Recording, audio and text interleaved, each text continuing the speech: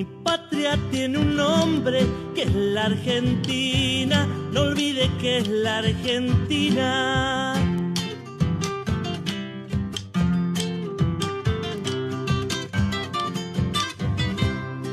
Y una cruz en el cielo que la ilumina, recuerden que la ilumina.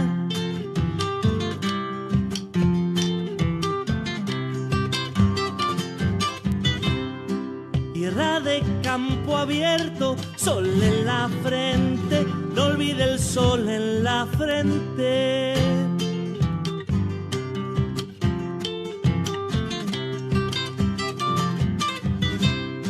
Por ahí piensan distinto, su misma gente, son libres su misma gente. Mas si un gringo se atreve, todos presentes somos de sangre caliente.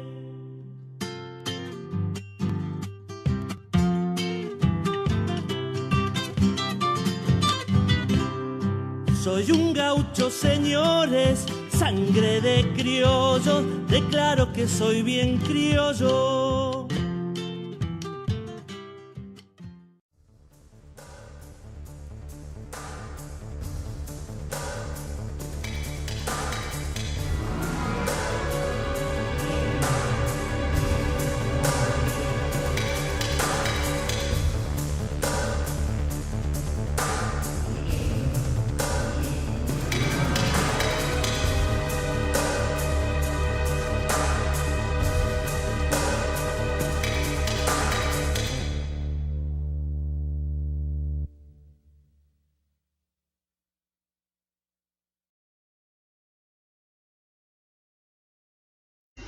Bienvenidos a TLB1, este es un programa especial, digamos un programa especialísimo. Ya saben, todos los que quieren comunicarse con el canal pueden hacerlo a través de Facebook, poniendo canal TLB1, toda la verdad primero, y también nos pueden ver todos los programas especiales y toda la programación del canal a través de YouTube, poniendo youtube.com/canal TLB1. Hoy vamos a hacer un programa muy más que especial, porque queremos tratar y seguir tratando el tema de la deuda externa, que es uno de los temas que más flagelos tiene el pueblo argentino y la República, que sufre en general. Un tema que ya viene de hace mucho tiempo y que nos está claudicando nuestra posibilidad de futuro.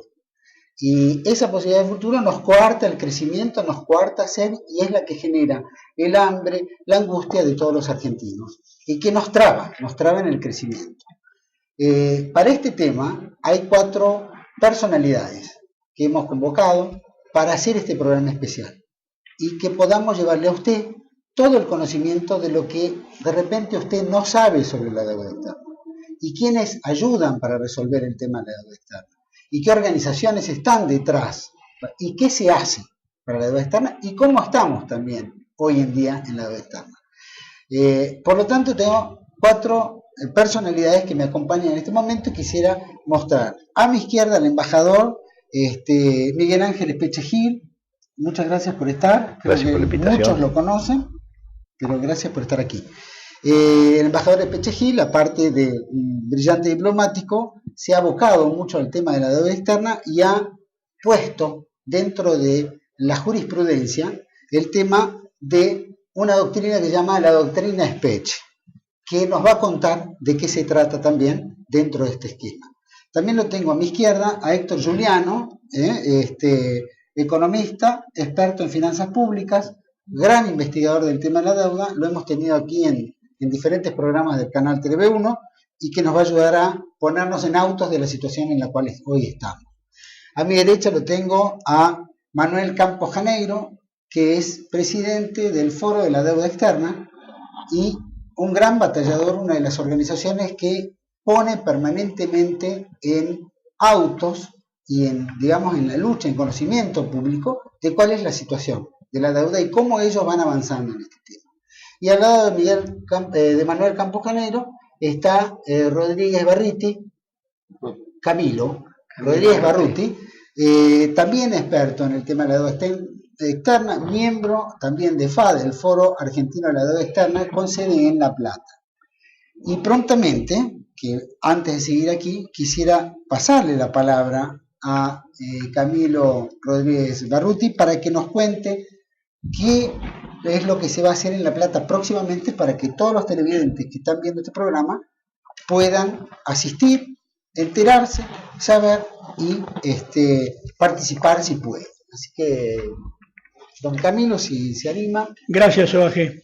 En verdad, es no una oportunidad magnífica, es la oportunidad, la de inaugurar nuestra participación en este ámbito, al cual no le quiero dar truculencia, pero que sí es una de las motivaciones que pueden ser asumidas por jóvenes estudiosos, por profesionales, por hombres que quieran al bien común y llevar a cabo la investigación de los distintos aspectos en los cuales está involucrada no solo la sociedad argentina, sino la humanidad entera en un aquelarre de las finanzas, de la economía, de las cuestiones sociales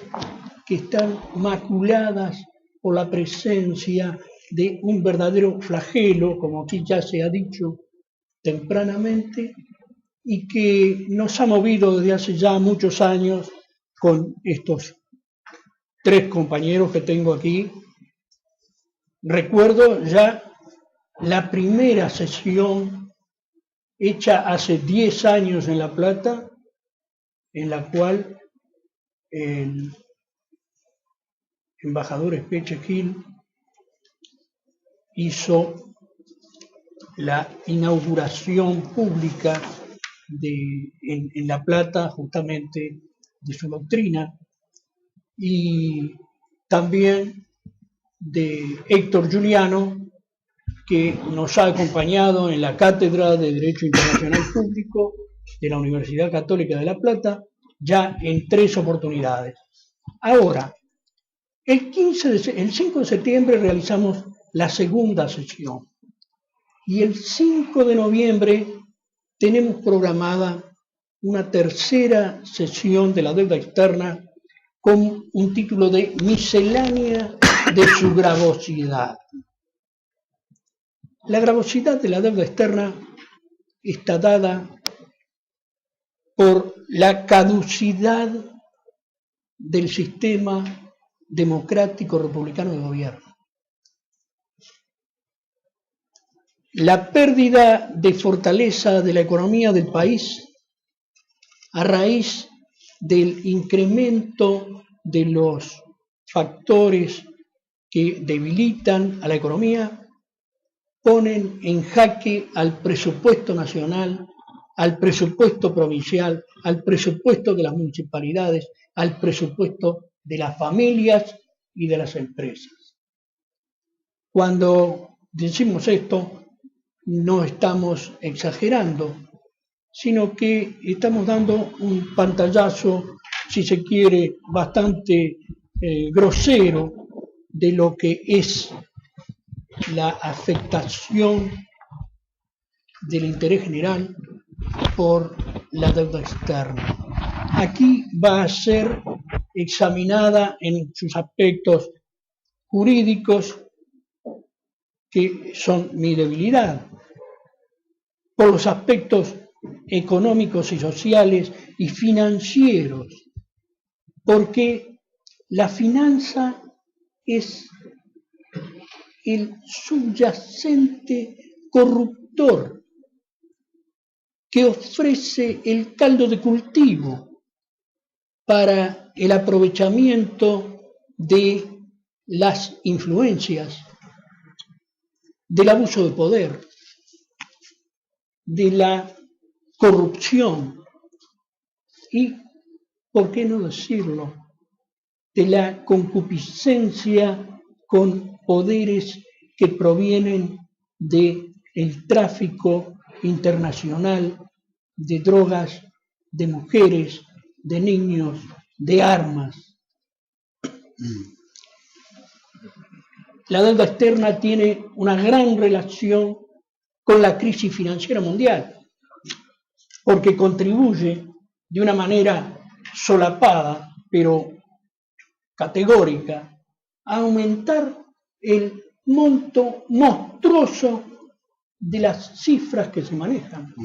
Exacto. Cifras virtuales que sirven para el enriquecimiento de grupúsculos que se solazan en el disfrute del poder, hasta del prestigio, porque, bueno, basta ir a Miami, a Citi, a los centros financieros mundiales para darnos cuenta de no solo el desprejuiciado uso de las finanzas del mundo, sino también del aprovechamiento que se hace para fines que no son plausibles para la humanidad.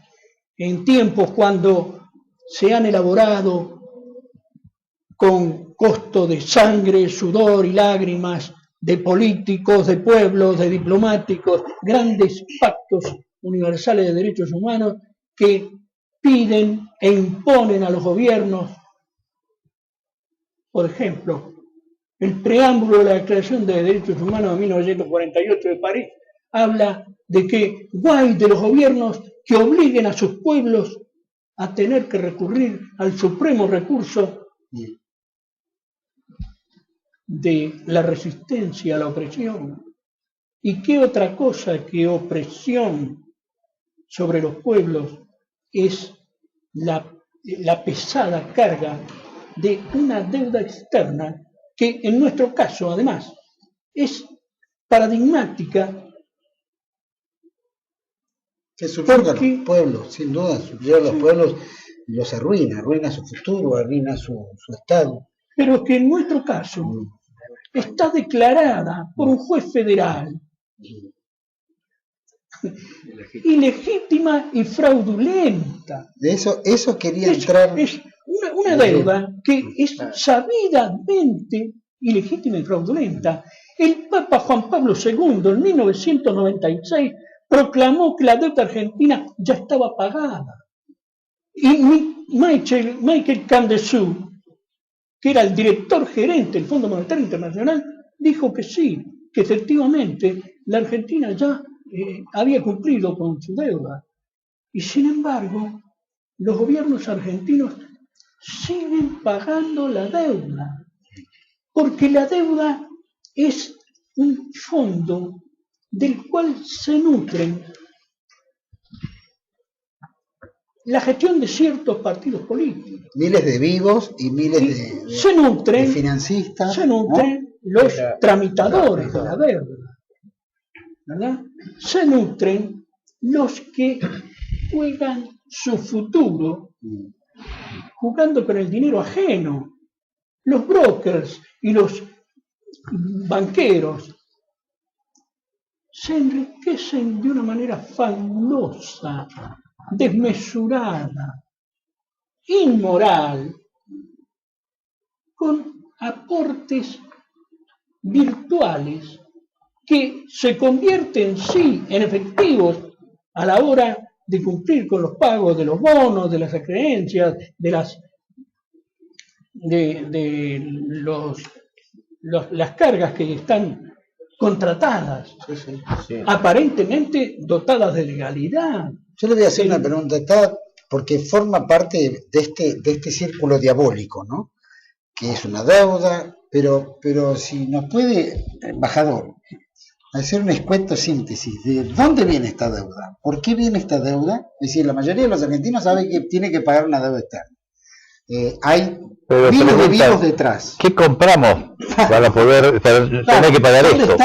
¿Qué fue lo que compramos? Entonces me gustaría que haga una visión de qué es la deuda externa, de dónde viene. Hay varias vertientes para la conformación de este fenómeno de la deuda, que vamos a limitarnos a este proceso. Sí. Digamos, esto empieza en la década del 70. Sí.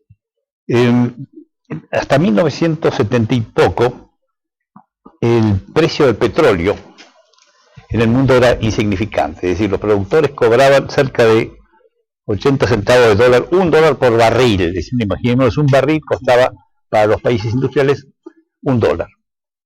Así las cosas, los productores de petróleo, principalmente los jeques del desierto, los países del Medio Oriente, formaron una sociedad de productores y decidieron aumentar el precio del petróleo porque realmente era muy bajo. Entonces, en poco tiempo pasaron de $1 a $15. Eso trajo lo que se llamó la crisis del petróleo, porque todos los países que estaban acostumbrados a tenerlo casi regalado tuvieron que poner $15. Entonces, claro, los productores se encontraron de golpe con una enorme masa de dinero, los famosos petrodólares. Ahora, ¿qué hicieron con los petrodólares? Los colocaron en la banca internacional y la banca internacional, alegremente, salió por el mundo a hacer su negocio, es decir, ofrecer su mercadería, que era estos dólares aparentemente muy baratos. Había una gran liquidez producida por estos petrodólares. Entonces, iban las delegaciones de los bancos, de la banca internacional, acompañadas por un fuerte apoyo político de los Estados Unidos. Entonces llegaban a los países y decían, los países en desarrollo en particular, decían, aprovechen esta ganga que les traemos de tomar dólares que están baratísimos, con esto ustedes van a poder continuar sus desarrollos, hacer obras de infraestructura, mejorar la educación, etc. Y así las cosas, los países, vamos a hablar del ámbito nuestro, de América Latina, en realidad es un fenómeno mundial, pero vamos a limitarnos a lo nuestro. Nos afecta mucho a nosotros, así que vale la pena hablar de nosotros. Nosotros América Latina, por supuesto. El conjunto de los países de América Latina tomó en préstamo de los bancos, voy a hablar en cifras aproximadas, pero que tienen 300.000 millones de dólares, es decir, 300.000 más 6 ceros más, repartidos por supuesto en miles de contratos de préstamo, tomados por países, gobiernos nacionales, gobiernos provinciales, empresas públicas, empresas privadas particulares. Es decir, esos 300.000 millones fueron tomados en préstamo por los países. Ahora, cada país tuvo en esa época una historia particular, por supuesto. En muchos casos, y esto va a ser explicado después, esos préstamos no existieron, como el préstamo uno se imagina, le entrego el dinero y bueno, la historia es distinta, pero vamos a ver por cierto para hacer estos cálculos, que se recibieron los 300.000 millones. Ahora, ¿cuál era el costo del dinero en esa época? Gracias a la liquidez era muy bajo. Además, históricamente, la tasa de interés del dinero, del dólar, no había sobrepasado el 6% anual. Es decir, daba la sensación, apoyada en décadas, que el dinero no podía costar más de 6% anual. Entonces, todos los contratos, esos miles de contratos a través de los cuales la banca internacional prestó, entre comillas, ese dinero, tenían una cláusula con respecto al pago de los intereses, que decían más o menos así: la tasa de interés que devengará este préstamo será establecida por la parte acreedora de acuerdo con las fluctuaciones del mercado financiero, léase la cláusula LIBOR o uno de esos mecanismos del sistema. Es decir, no se decía un número, ni 3 ni 4% anual, sino una fluctuación. Pero claro, como había un valor entendido, que parecía que naturalmente no podía pasar de 6, se tomaron esos préstamos en esa inteligencia, que parecía que iba a ser siempre así.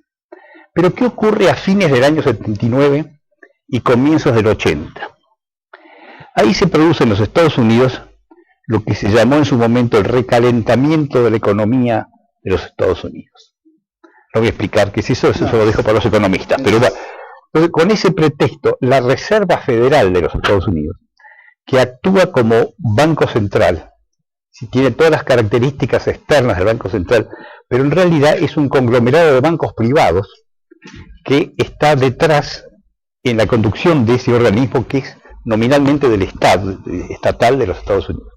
La Reserva Federal dispuso el aumento de la tasa de interés. Esa tasa de interés, que como digo había sido el máximo de 6, la fija en 7% anual, pocos días después 8, 10, 12, 14, 15, 20, 22. En menos de un año, la tasa de interés del dinero, que había sido tradicionalmente como máximo de 6, saltó de 6 a 22. Ahora, imaginémonos el efecto de bola de nieve financiera que significó que toda la banca acreedora, apoyándose en esas cláusulas, cláusulas de los contratos, pero apoyándose en la decisión de un banco central, decide aplicar esas tasas de interés a todos esos créditos. Así las cosas, empezaron a reclamar pagos de intereses de modo tal que los deudores no conseguían ni siquiera pagar los intereses, no hablemos de amortizaciones ni nada. Entonces, el resultado fue que de 1980 a 1989, todos los países que habíamos contratado aquellos 300.000 millones, pagáramos a la banca acreedora en concepto de intereses, comisiones y servicios de la deuda, una suma aproximada a 750.000 millones de dólares. Por aquellos 300 pagamos, efectivamente, desembolsamos 750.000 millones de dólares. Desembolsamos de lo que todavía no se desembolsó. Es decir, vamos pagando. No, en concepto de intereses. Ahora, si me dicen, bueno, y así terminamos la cosa, bueno, pagamos 700, más del doble, no. Pero con este mecanismo perverso de los intereses sobre intereses que se llama atocismo, la deuda había aumentado en otros 700.000 para adelante, así que pagando 750 todavía debíamos 700.000 más. Y ahí sigue la historia perversa de la deuda. Es decir, el origen es un claro caso de abuso de derecho, un claro caso de usura. Si nosotros tenemos muy claro qué es la usura, porque tenemos la figura clásica del usurero de barrio que se aprovecha del farmacéutico en dificultades y le saca un pagaré de algo que no le dio para poder, y así. Pero esto es hecho en escala planetaria, es un claro caso de usura. La usura, que como bien lo explica nuestro colega Juliano, que ha hecho un desarrollo notable, es un experto del tema, no es tanto el caso este primitivo de que el acreedor se aprovecha del pobre deudor que no puede pagar, sino que establece un mecanismo a través del cual nunca el deudor pueda dejar de ser deudor. Siempre está debiendo y cuanto más paga más debe. Entonces, esta figura, que además es un clásico de la historia mundial y de la literatura, es decir, el usurero es un personaje siniestro de la humanidad. Ahora, desde el punto de vista moral, religioso y jurídico, siempre en la humanidad se condenó la práctica usuraria. Hay remotos antecedentes en la Mesopotamia. No hablemos de las religiones. Según la Iglesia Católica, la enseñanza de San Alfonso María de Ligorio, el usurero no solo peca contra el séptimo mandamiento, no hurtar, porque se va apoderando ilegítimamente del patrimonio del deudor, sino que, dado que lo lleva al deudor a la miseria, lo empuja a la muerte, ergo es equivalente al homicida, peca contra el quinto mandamiento. Esto es estricta teología católica, de modo que es una conducta de una gravedad enorme en el orden individual. Imaginémonos, esto llevado a escala mundial, es decir, de alguna manera los efectos de la deuda han traído esas situaciones de miseria extrema que en muchos de nuestros países se advierten. ¿Por qué? Porque para pagar la deuda, los estados van disminuyendo las partidas presupuestarias destinadas a educación, defensa, seguridad, salud, infraestructura, para ir pagando cada vez más la deuda. Hay un caso argentino que me acuerdo porque tiene sus años, allá por el año 95-96, el presupuesto del Ministerio de Salud Pública tenía 5 o 6 millones de pesos dólares destinados a convertir la epidemia de cólera en Salta y Jujuy. Se suprime del presupuesto eso, y esa partida va a parar al pago de la deuda.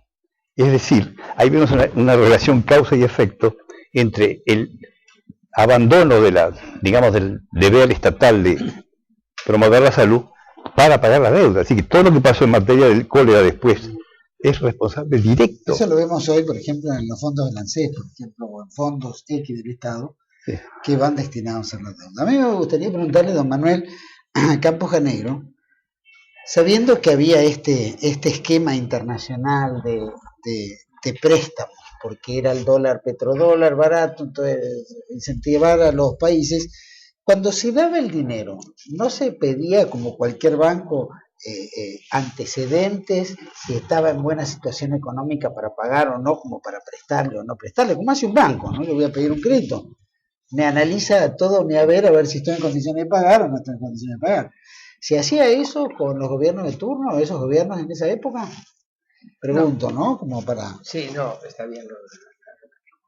Bueno, lo que... ¿Por qué no sabe que es lo pernicioso? que nosotros tenemos ya como experiencia fundamental fue lo de Alejandro Olmos. Claro. Es en el sentido de que él denunció y después se aprobó, denunció lo que estaba pasando con la deuda. Claro. Es decir, en el sentido de que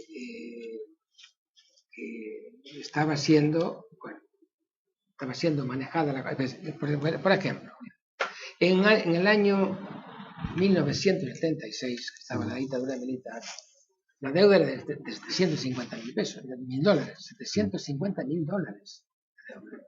¿Cuándo, perdón? El gobierno militar. 76. El gobierno de Isabel En Perón. 76, cuando se hereda, sí, 8.500 millones de dólares aproximadamente. Sí, 700, bueno, tengo 700.000. Bueno, y bueno, y ahí, en ese momento fue Alejandro Olmos que hizo la denuncia con coraje que hay que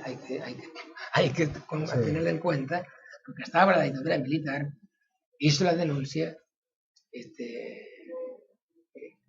que los gobiernos tomaban. Claro, que fue lo que tuvo, la denuncia que manejó después Ballesteros. Claro. Después de Ballesteros.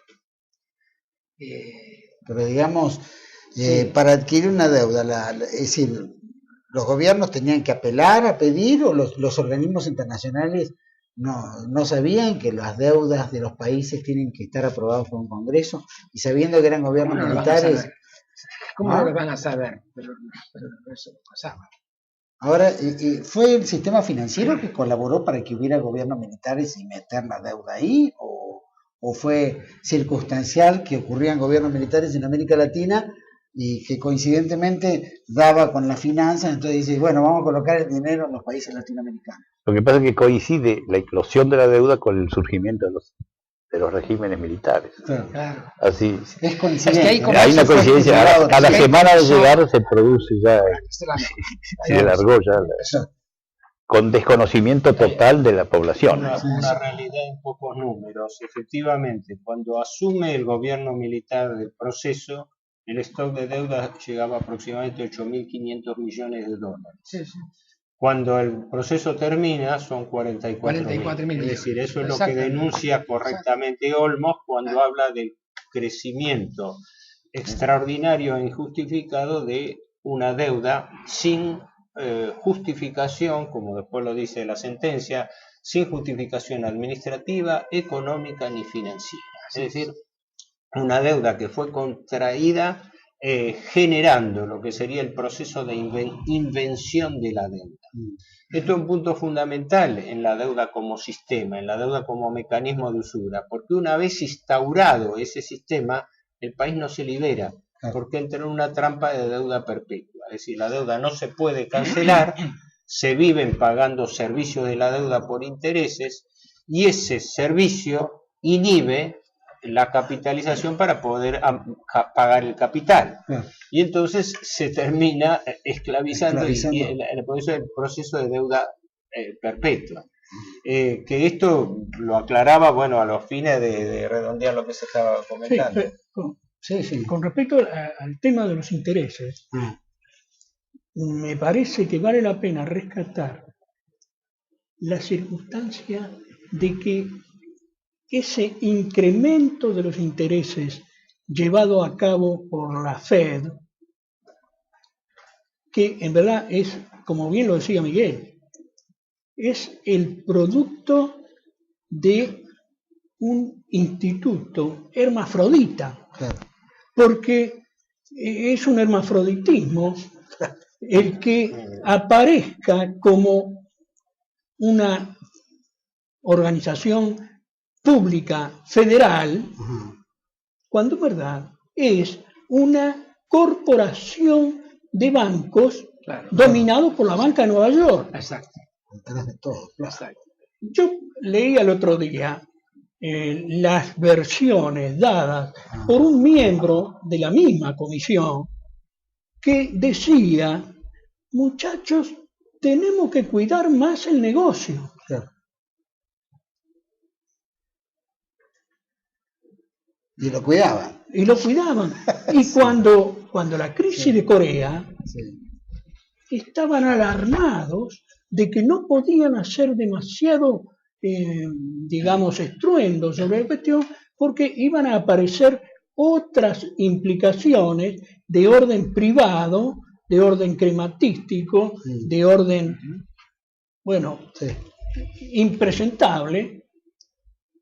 Pero volviendo a la cuestión, quiero decir que la unilateralidad con que se manejó el tema, esa frase infame que le da al acreedor la potestad de regular el interés en más o en menos, es una quiebra de un principio general del derecho que es el de la igualdad. Es lo que no existe en eso. ¿Dónde está el pacto? No hay un pacto si una de las partes decide conforme a su voluntad, a su conveniencia, cuándo, dónde y cómo. Ahora vamos a hacer un pequeño corte. Vamos a volver con Campo Janeiro y vamos a ver si podemos hacer una memoria de algunas cosas importantes que hicieron. Que pasamos de un gobierno militar y ¿Qué hizo el pueblo argentino para que la deuda... ¿Y cuántas veces se renegoció? ¿Cuántas deudas? ¿Cuántas renegociaciones? Sí. Vamos a un corte rapidito. Perdón, pero yo pediría un instante para recordar que este programa tiene por objetivo el poner de manifiesto que el día 5 de noviembre la Cátedra de Derecho Internacional Público de la Universidad Católica de La Plata, en concurrencia activa con la Cátedra Libre Optativa de la UBA, cuyo titular es el embajador Espeche, van a realizar una sesión, tercera sesión sobre el tema de la deuda libre para todo público. Bueno, ya saben todos, ahora vamos a un cortecito, volvemos enseguida y no se vayan. Seguimos con deuda externa, el flagelo que sufre el pueblo argentino. Ya volvemos.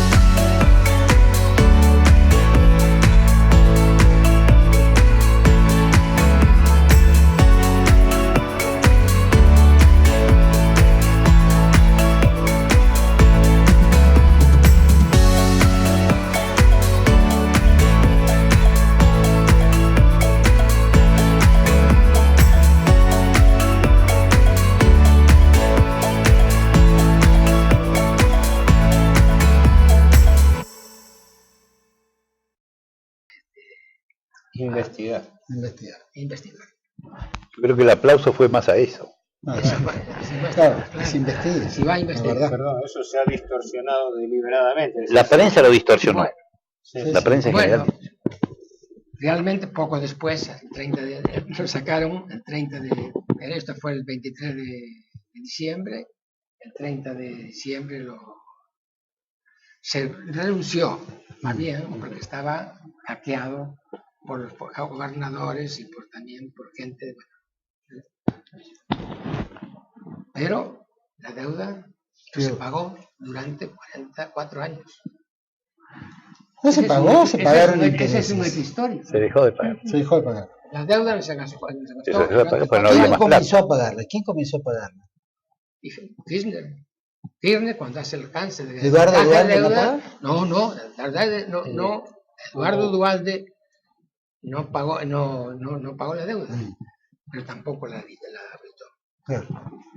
Si me permiso, una Sí, aclaración. sí. El equívoco montado por algunos medios es hacer quedar en ridículo al Congreso por haber aplaudido el default, cuando en realidad lo que hizo el presidente provisional es decir, no tengo más plata, no se puede pagar la deuda, voy a volver a pagar cuando el Congreso, en cumplimiento de su atribución, me autorice a pagar la deuda. Y en realidad, y además se va a investigar.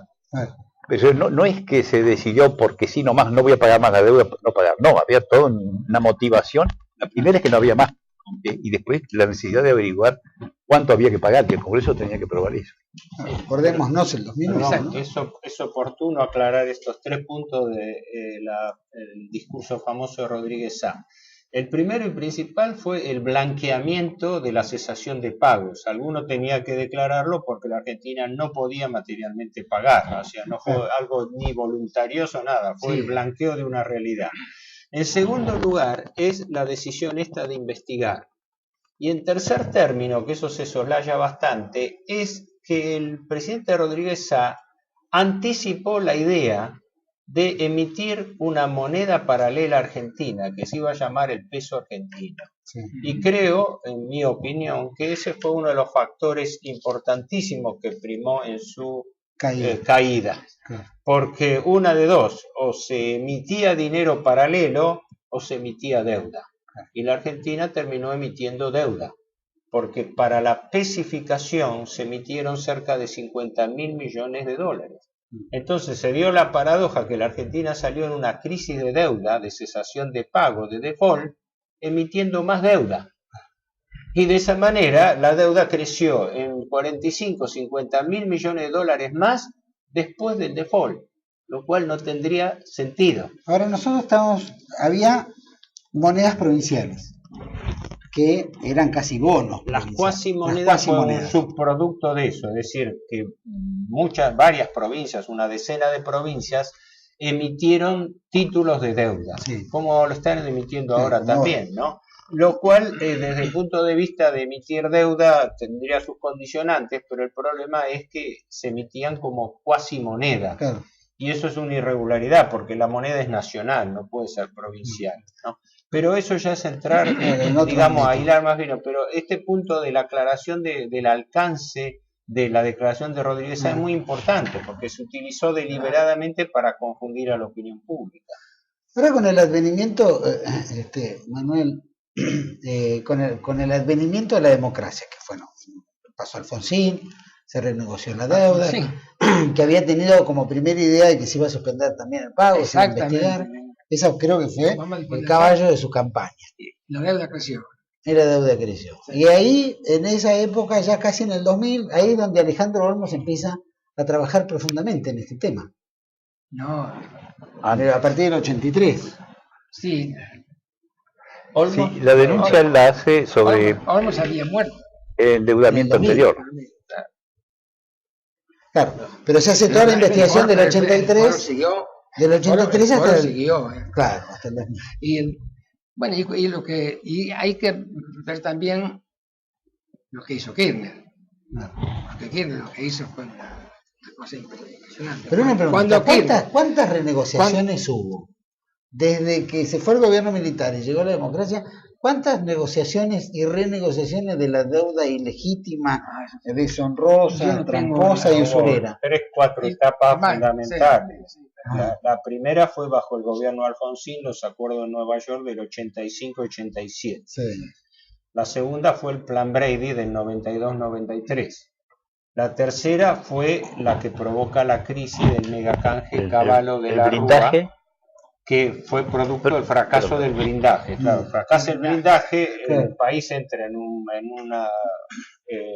un canje de deuda delictivo, prácticamente delictivo, y luego el megacanje Kirchner-Labaña del año 2005, que es el que está fracasando ahora, justamente, porque la crisis de deuda que vive hoy la Argentina es producto del fracaso de este cuarto gran intento de reestructuración de deuda, porque todos los intentos, todas estas refinanciaciones tienen un objetivo común: canjear deuda, es decir, rescatar títulos para emitir títulos nuevos. La deuda no se cancela, la deuda se renueva, se refinancia íntegramente, no se amortiza neto capital. Y se va para adelante. Claro, y se toma nueva deuda, porque la deuda está creciendo a un ritmo de más de 10.000 millones de dólares al año.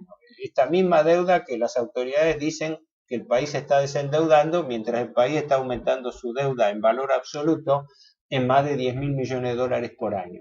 Pero el tema que también se soslaya decir es que hubo un acuerdo en el 2005, uno más, que fue vendido a la opinión pública como solución, como panacea, como regularización de deuda.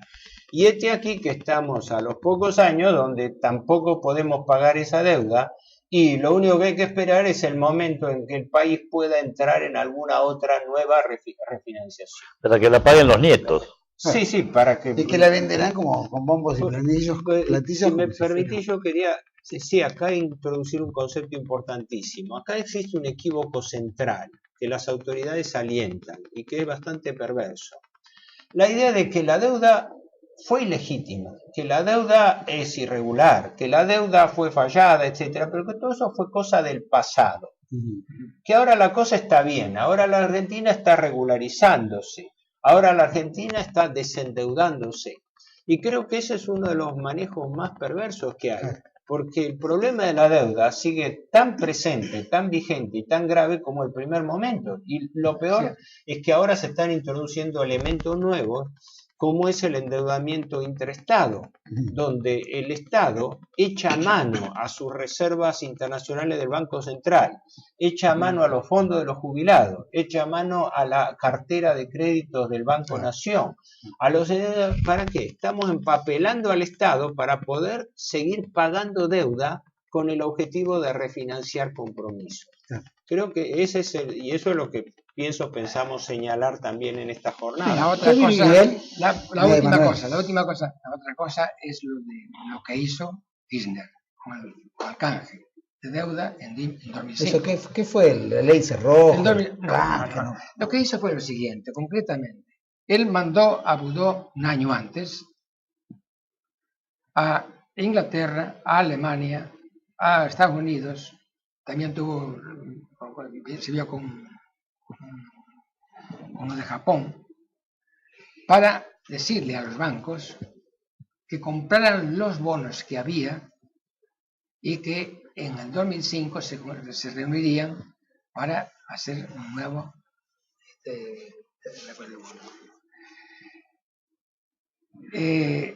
los bancos compró Citibank, Deutsche Bank, Manhattan, todo. Citibank, estos. Y los banquitos que tienen ellos acá, que tienen por acá, tienen 3 bancos que son de ellos, 4. Esos por lo menos el Banco de Santa Cruz. También compraron bonos. Se compraron los bonos a 10 y 12 centavos de su valor. ¿Cómo se llama? Centavos de su valor, o sea, 10 o 12% de su valor nominal. Y se pagaron a $50. O sea que fue un negocio redondo para los... Y se pagaron a $50. A ver, claro, el proceso para aclararlo es el siguiente. Cuando se producen crisis como el default de la Argentina, el valor de los bonos cae, se transforman en bonos basura, Sí, en bonos exacto, sin valor. claro. En ese momento, los Sí. tenedores de bonos, como eran jubilados italianos, Vendían. agricultores japoneses, ahorristas alemanes, etcétera, Le vendían a los en ese bancos. momento esa gente desesperada se desprendió de los bonos a cualquier valor. En Italia, jubilados italianos También. llegaron a comprar efectivamente a 17% de su valor los bonos. Ahí es donde entran estos grandes fondos de inversión, entre los cuales ahora los denominan buitres, pero son fondos de inversión. Claro. Viven de eso siempre, cualquiera sea su color. Pero en ese momento, como el caso del fondo Singer, Elliott, que está demandando ahora a la Argentina, hicieron la gran compra de bonos, de esos bonos basura que compraron a valor de remate y que ahora los reclaman a valor nominal. Es el negocio típico de los casos de crisis de deuda. Tremendo. En realidad, esto uno lo ve en el sentido de que si hubiera habido un gobierno auténticamente nacional, como Kirchner se arrogaba ser, lo lógico hubiera sido que el Banco Nación, o con un banco amigo, saliera a rescatar esos bonos al valor, A ese valor. a ese valor, y salvar a la República de tener que entrar en una rosca más grande. O sea que esto fue un gran negocio financiero del gobierno, también estuvo con otros bancos financieros, creo que tuvieron grupos que se formaron privados, que fueron los que también entraron en esta especie de intermediación de compra de bonos, ¿puede ser? Primero, la primera aclaración es que todo lo que ocurre en la trastienda de la bolsa en principio es secreto, no se conoce. ¿Quién compró, quién vendió? Los títulos son al portador. Se pueden especular muchas cosas porque los títulos en algún momento eran nominativos. Luego, con el Plan Brady del 92, pasaron a ser títulos anónimos y desde entonces la identificación de la deuda formalmente se perdió. Y esto por una complicidad entre gobiernos de turno y tenedores de bonos se mantiene cerrado, ¿no? Es decir, nadie sabe, es decir, en este momento trascendió este embargo que hubo de la fragata Libertad porque uno de los acreedores, este fondo Elliott, demandó al Estado, pero el Estado tiene demandas que nadie conoce sus titulares, ¿no? Así que fundamentalmente la deuda es un proceso secreto. Y por las dudas, digamos, además, y con el agravante, de que todo esto se hace sobre la base de un desconocimiento o un rechazo del orden jurídico elemental. Porque, ¿cómo se concibe que estando vigente este fallo de que hablamos, los gobiernos digan que vamos a seguir pagando? Y siguen pagando más. Pero además, ocurre que la jurisprudencia de nuestro país, de la Corte Suprema, ya de 1937, decía que aquello que estaba maculado de ilegitimidad no podía lavarla nunca. Siempre iba a estar limbado de ilegitimidad y por lo tanto era imprescriptible su ineficacia jurídica. En cambio, yo he oído decir a la Presidenta de la República que la deuda argentina ya estaba convalidada porque el Congreso la había incorporado en las sucesivas refinanciaciones, porque los distintos gobiernos la habían aceptado. Pero esto es irrelevante. Esto lo que hace es aumentar el grado de, no diría de criminalidad, pero el grado sí de imperfección, por lo menos, del cumplimiento de los deberes del funcionario público. Porque, cuidado, que en cuanto nosotros, que no tenemos fuerza, claudicamos en la defensa de principios, de valores, de garantías, ya no tenemos cómo rescatar nuestros propios derechos. Ahora pregunto esa ilegitimidad, ¿no? Antes de ir a un corte, pero quisiera ver si escuetamente lo podemos decir. Esta ilegitimidad que es real, ¿no es cierto?, de toda la deuda que se adquirió, y que entrando en el presupuesto, el pago de la deuda y el presupuesto siendo ley, el tramo que hay de pago de la deuda, ¿eso no legitima la deuda? Bueno, hay una argumentación que en su momento sostuvo el expresidente Kirchner antes de ser elegido. En su libro, Después del derrumbe, que fue editado en abril del 2013, es decir, un mes antes de las elecciones que lo llevaron a él a la presidencia. Ahí en el capítulo 10, el presidente Kirchner, y después su señora lo hace suyo también, establece que en caso que él asumiera la presidencia no iba a cuestionar la ilegitimidad de la deuda, tomando para ello como argumento lo que tradicionalmente fue el argumento de los gobiernos anteriores que aceptaron la deuda. Primero y principal, que los gobiernos precedentes no habían objetado esa deuda y la habían refinanciado sucesivamente. Alfonsín en el 85, Menem en el 92, de la Rúa Cavallo en el 2001, etc.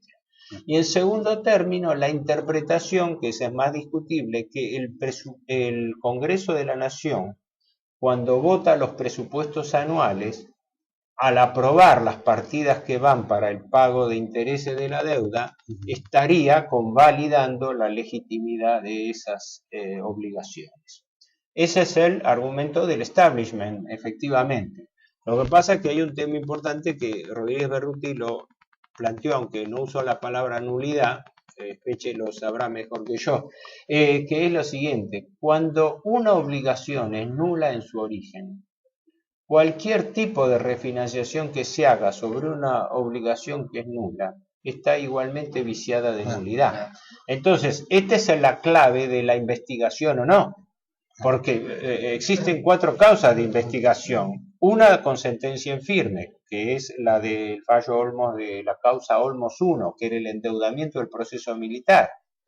Pero luego falta Olmos 2, que está abierta, que es el endeudamiento durante los sucesivos gobiernos democráticos, que está abierta todavía esa causa, porque investiga la ilegitimidad, entre otras, de los acuerdos de Nueva York de Alfonsín y del plan Brady del gobierno Menem. Y hay una tercera causa que es la del megacanje, que fue una operación delictiva del año 2001, ¿no? Y hay una cuarta causa donde Olmos Gaona y Daniel Marcos denunciaron el comportamiento de presidentes de la República, presidente del Banco Central y ministro de Economía desde la época del proceso hasta la fecha, es decir, gobierno Kirchner incluido, por estas refinanciaciones irregulares que hubo de la deuda. ¿No hay una que tiene que ver también con el tema de la deuda privada que pasa al erario público? Esto está dentro de la causa Olmos 2, sí. Bien. Bueno, ahora vamos a ir a un cortecito, volvemos enseguida y vamos a ver qué es lo que están haciendo, qué organizaciones están haciendo qué hoy para seguir trayendo a colación la realidad de lo que ocurre en la deuda. No se olviden que la Universidad Católica lleva adelante la tercera jornada de deuda externa, miscelánea de su gravosidad. De La Plata. Universidad Católica de La Plata. Gracias por hacerme acordar, embajador. Y es del 5 de noviembre, 17:30 horas, en la calle 57, número 936, entre la 13 y la 14. La Facultad de Derecho y Ciencias Sociales, y ahí van a participar, por supuesto, los expositores, el embajador Miguel Ángeles Peche Gil, la profesora doctora Graciela González, el profesor Gustavo Levi, Manuel Campos Janeiro, que lo tenemos acá del Foro de la Deuda, Silvio Coppola, el doctor Coppola, de La Plata creo que es, licenciado Matías Tambolini, el doctor Camilo Rodríguez Berruti, que lo tenemos aquí del Foro de la Deuda, licenciado Giuliano, que lo tenemos aquí a nuestra izquierda, el profesor doctor Bruno Tondini, está bien, y el capitán Ricardo Bernasconi. Por supuesto, va a estar coordinado por Claudia Portillo y por Martín Nicolás Roque. Bueno, vamos a un corte, volvemos enseguida. No sé.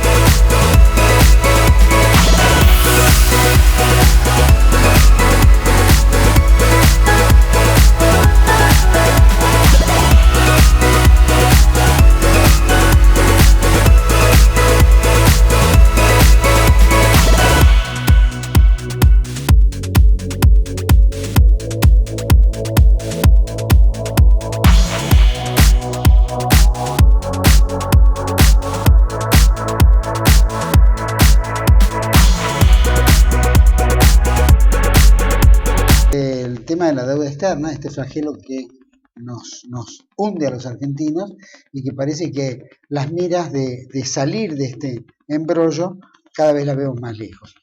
Yo le voy a preguntar especialmente a Manuel Campos Janeiro, que está en FADE, que es el Foro Argentino de la Deuda Externa, ¿qué hace? ¿Cómo trabaja? ¿Cómo alerta?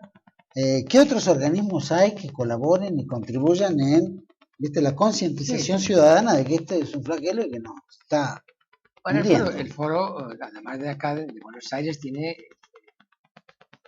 sucursales, diríamos así. Sí, en todo el país ya. No, casi en varias provincias.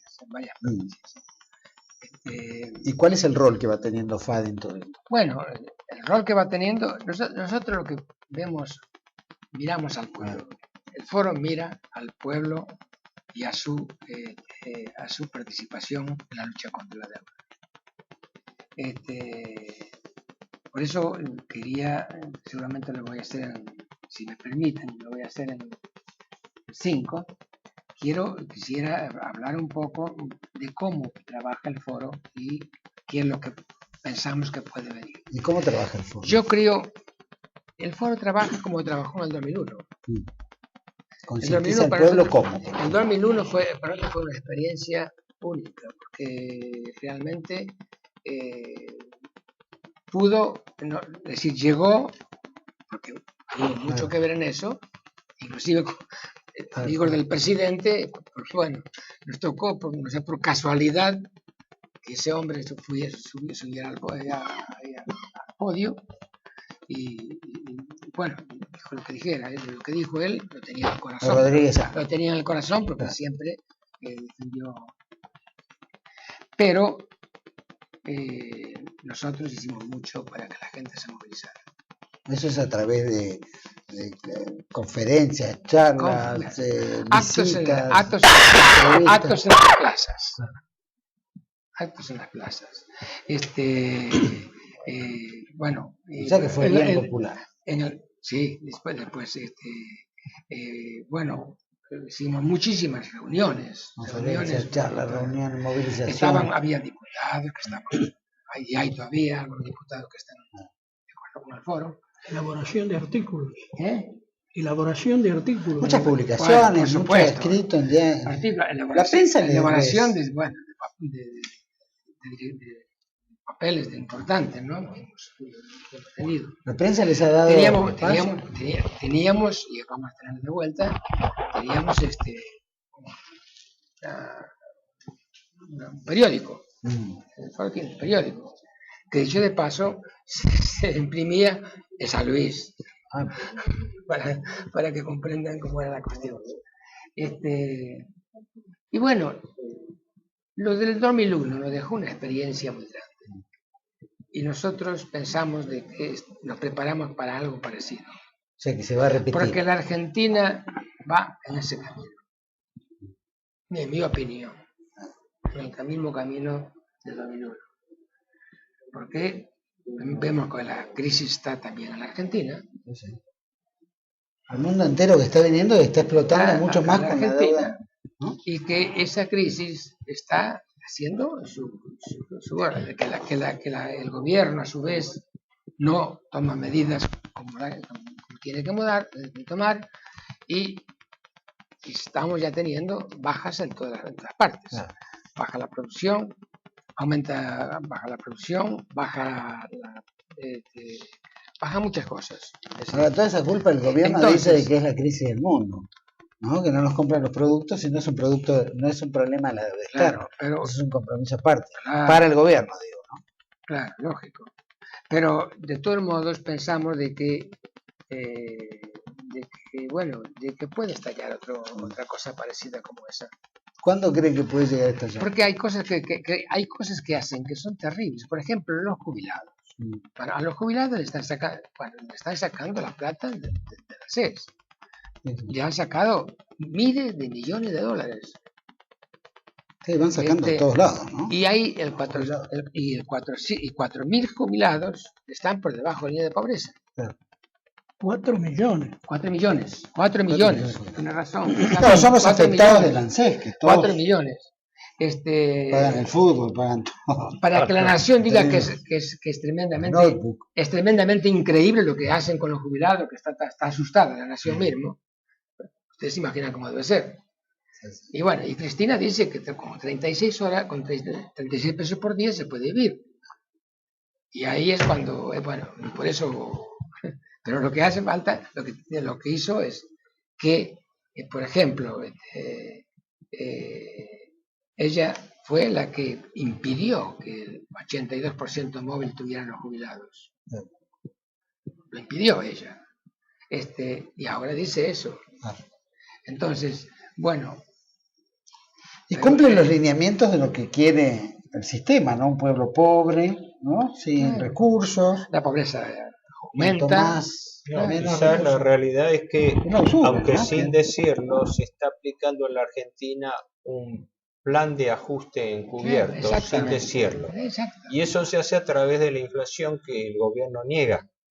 Porque entonces la inflación es una baja del salario real, es un aumento de la presión tributaria, es un aumento del gasto público adicional, y el retraso cambiario se mantiene para que el gobierno pueda comprar más barato dólares para pagar deuda externa. Es un factor importantísimo. Entonces tenemos una especie de economía de ficción, donde existe una inflación, pero el gobierno no la reconoce, la niega. Existe una fuerte caída del salario y los ingresos reales, pero el gobierno no lo declara. El crecimiento del producto no es el real, la pobreza tampoco es la real, entonces estamos dentro de una economía de ficción.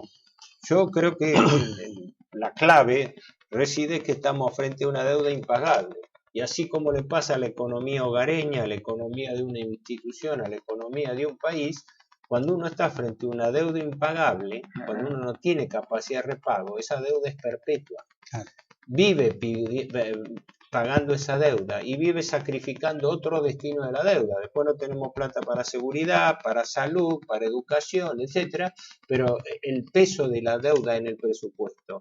Por eso, fíjate lo siguiente, que esta trampa de deuda perpetua repercute en que se distorsiona la fuente de financiamiento del Estado. El Estado tiene tres fuentes de financiamiento: la recaudación, la emisión monetaria y la deuda. Pero si yo me financio con deuda, la carga de los intereses y los servicios que tengo que devolver terminan comprometiendo el presupuesto. ¿Qué hago entonces? Aumento la presión tributaria, que es lo que está haciendo nación, provincias y municipios. O sea que la gente está sufriendo la carga de la deuda a través de la presión tributaria y a través de la inflación. Pero nadie lo dice. Nadie dice, es más, hasta los medios opositores son cómplices en ese sentido. De ocultar la relación causa y efecto. La causa de la deuda, el efecto. Exacto. En eso son cómplices las autoridades de turno, la gran oposición política y los medios de comunicación, que son las tres patas de este engaño a la opinión pública. Es decir, hacer creer que la Argentina... Ahora, ¿hasta dónde se quiere llegar? Porque la idea es, está bien, todo es una carga, más deuda, pero más deuda llega a un punto donde digamos que la Argentina se entrega como si fuera el aporte, la victoria del usurero de quedarse con el país. Yo creo que ¿a dónde llega? ¿Hasta qué grado? Nadie mata la gallina de los huevos de oro. Y el tema es cuál es el límite dentro del cual esa exacción puede hacerse sin que la gente se dé cuenta, que es lo que está ocurriendo. Bueno, pero... Eso sí, ya pasó en el 2001. Hay momentos en que, como los platillos del equilibrio, algo falla, como está ocurriendo en Europa, pero entonces no se acaba el sistema. Lo único que hace es se baraja y se da de vuelta. Y entonces surge otro ciclo de endeudamiento. Acá ya empezó también, ¿eh? Ahora el cacerolazo último hace poco tiempo, y ahora van a los otros, ya empieza el movimiento, ¿eh? Sí. Ahora ese proyecto que había, por ejemplo, de Filmos, que era canje deuda por tierra, por ejemplo. Bueno, la variante o las de deuda hipotecas por que hacen las provincias, como por ejemplo Chubut, que hipotecó un fideicomiso británico 300 millones de dólares, y tierras de la provincia de Chubut las puso en un fideicomiso como garantía a un préstamo de 300 millones de dólares. Es decir, lo que está como estamos como en la época de Rivadavia, ¿no? Peor. Está como, sí, ese yo no lo conozco bien. Lo que sí está comprometida es la coparticipación federal. Eso sí, contra garantía de la deuda que están emitiendo en las provincias, se ofrece la coparticipación federal de impuestos, que es una forma de disminuir los recursos provinciales. Sí, yo te diría... ¿Corre riesgo la República geográficamente con respecto a esta deuda? Sí. Esas cosas están en nuestro programa de investigación, porque debemos pensar en que no todo es el tráfico financiero, Claro. Es el tráfico de la corrupción, También. es el tráfico del debilitamiento de las instituciones, es el tráfico del debilitamiento de la posición negociadora futura del Estado en el comercio, en la política, en la diplomacia, en todo. Aquí, nuestro país debe ser el único en el mundo, ha asumido, nacionalizado la deuda privada de las empresas. 18.000 millones de dólares fueron integrados a la masa de la deuda pública, de la deuda argentina, en tiempos de Machinea, de Cavallo. Y la deuda privada. Precisamente cuando aumentaron los intereses del año 80 y el año siguiente, las empresas que se habían endeudado, muchas de ellas falsamente, porque había autopréstamos, dobles pagarés. Yo vi un pagaré increíble. Claro, entonces dijeron, no, nosotros no vamos a pagar esta barbaridad, no vamos a pagar esta usura. Entonces, ¿qué hacemos? Se la pagamos, pasamos al pueblo argentino. Y ahí vienen los derechos de cambio, los seguros de cambio. Entonces, toda esa deuda privada se estatizó. Y a partir de entonces la estamos pagando desde el presupuesto, con el presupuesto.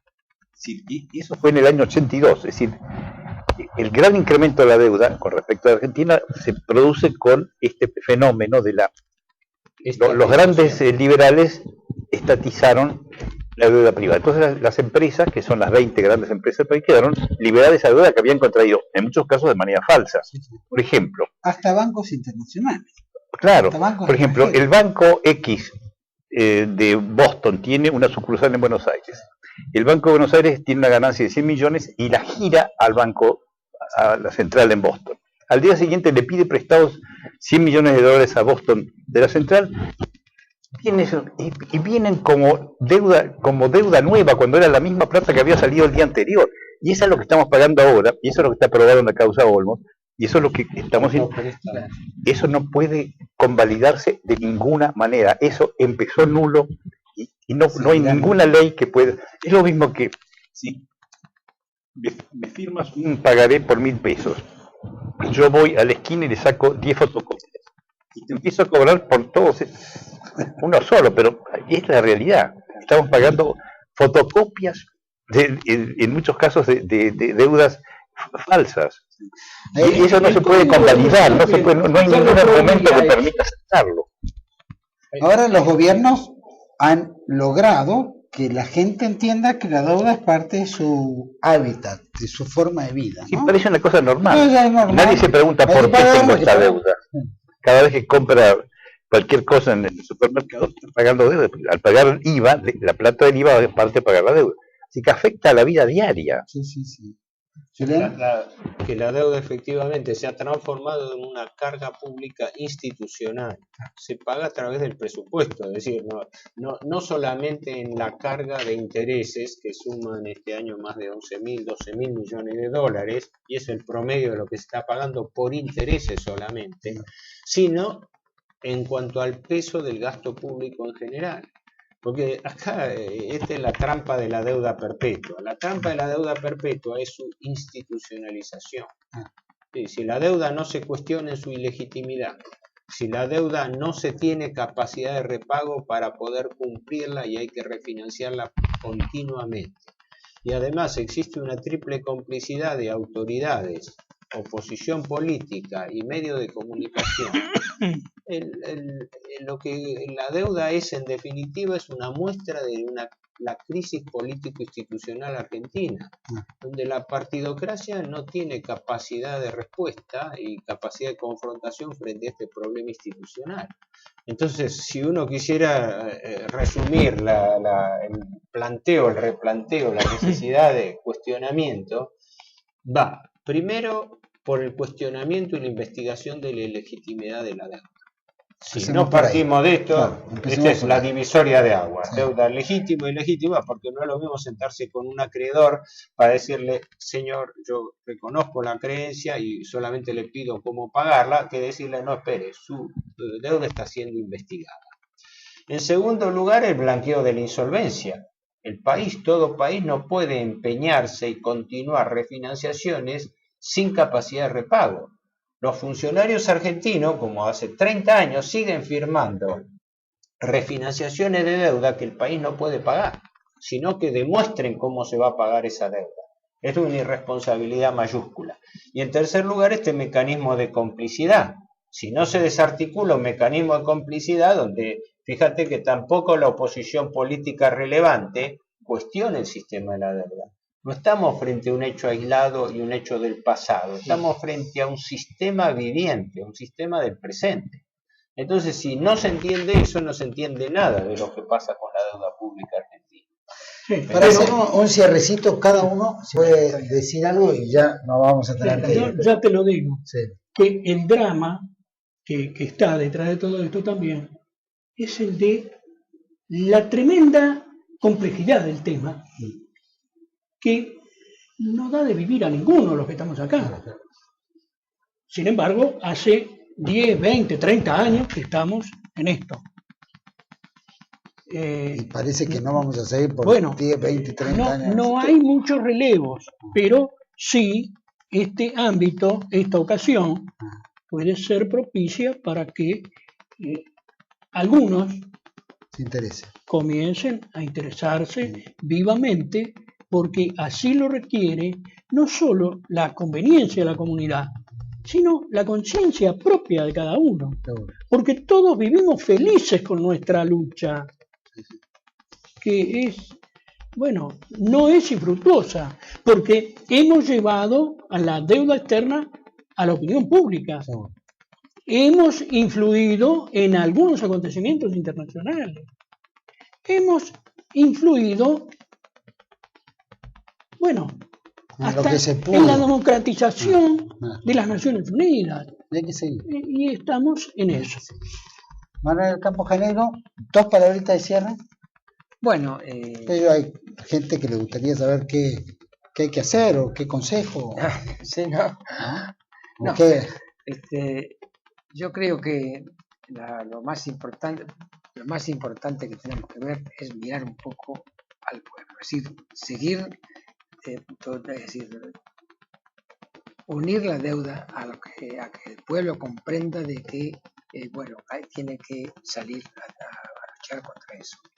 Yo creo que se puede hacer, ya se hizo y se puede seguir haciendo, pero sobre todo pienso de que algo va a pasar en la Argentina, y no, es decir, que hay una situación en la Argentina donde van a pasar cosas muy grandes. Hay políticamente hay, hablemos políticamente un poco, por ejemplo, pero resulta que se rompió el peronismo. Estamos de acuerdo, ¿no? Sí. Se hizo todo el clima para que lleguemos a lo que dentro de poco hay una huelga general, nacional, donde participan la CTA, CGT y la Federación Agraria. Es un movimiento es importante de que ahora socialmente se esté dando. Se está en un momento de mucha lucha y de mucha gente que sale a luchar. Hay que estar alerta y hay que estimular. El problema básicamente estriba en la invisibilidad mediática de la deuda. gente, nuestros conciudadanos no la ven, no la pueden ver porque nunca se les ha explicado y se ha ocultado el dinero. Nosotros tratamos en las cátedras de difundir esto. Salen camadas cada cuatrimestre de alumnos que van ya motivados porque conocen la raíz y las posibilidades de este. En cuanto a la población, la ciudadanía, tome conciencia de que cada vez que compra algo, está pagando IVA, y dónde va ese dinero, se dé cuenta que se le está robando por algo que ya se pagó. Entonces va a presionar a la clase política para que el Congreso asuma su atribución de arreglar la deuda y ponga orden, cuestione la legitimidad de la deuda y disponga una auditoría de la deuda, censo de acreedores, y se pagará si es que hay algo que pagar y si no, no. Pero hace falta una voluntad política que no existe porque tampoco hay presión social. Si conseguimos a través de esta difusión crear la presión social, se conseguirá obtener este resultado de justicia. Exactamente. Muy bien. Yo quiero decir una cosa, que en este paro también está el foro. El 8 de noviembre. También está el foro. Y hay gente en ese paro que está de acuerdo en que no hay que pagar la deuda. Mucha gente. Están muchos en el pueblo argentino. Y Juliano, un cierrecito. Súper sintético. 3 observaciones. Una, la Argentina está metida en una trampa de deuda perpetua. Es un problema financiero insoluble y lo está pagando el pueblo argentino. Segundo, esta deuda es un condicionante total y absoluto de las finanzas públicas y de la política económica. Que nadie se engañe con respecto a que acá hay una política económica, hay un crecimiento, hay una política de endeudamiento perpetuo. En tercer término, como todos estos problemas estructurales tienen una alternativa: convivir con el sistema o confrontar. Si se confronta el sistema, hay que investigar la ilegitimidad de la deuda, hay que poner límites a la solvencia fiscal, es decir, hay que declarar, hay que blanquear la solvencia fiscal o el grado de respuesta financiera, y hay que romper con el sistema de complicidad y ocultamiento del tema de la deuda, que parte todo de la necesidad de una auditoría y de una revisión. Una vez que eso esté planteado, volvemos a hablar. Muchísimas gracias a todos.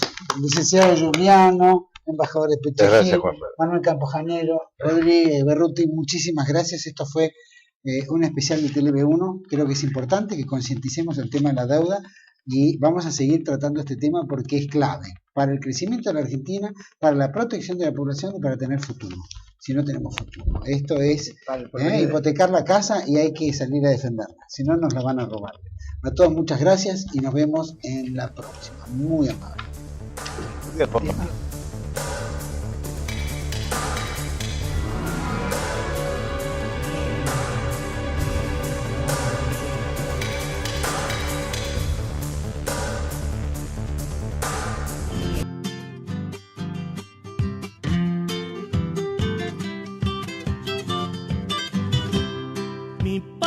Tiene un nombre que es la Argentina, no olvide que es la Argentina.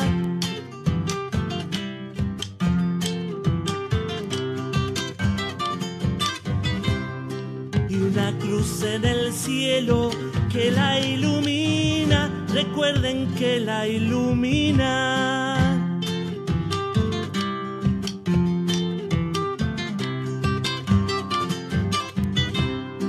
Tierra de campo abierto, sol en la frente, no olvide el sol en la frente.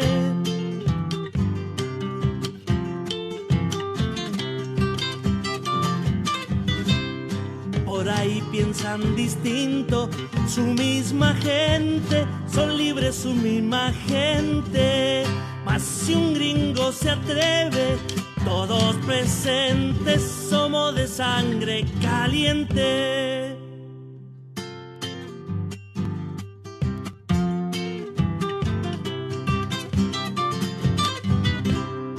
Soy un gaucho, señores, sangre de criollo, declaro que soy bien criollo.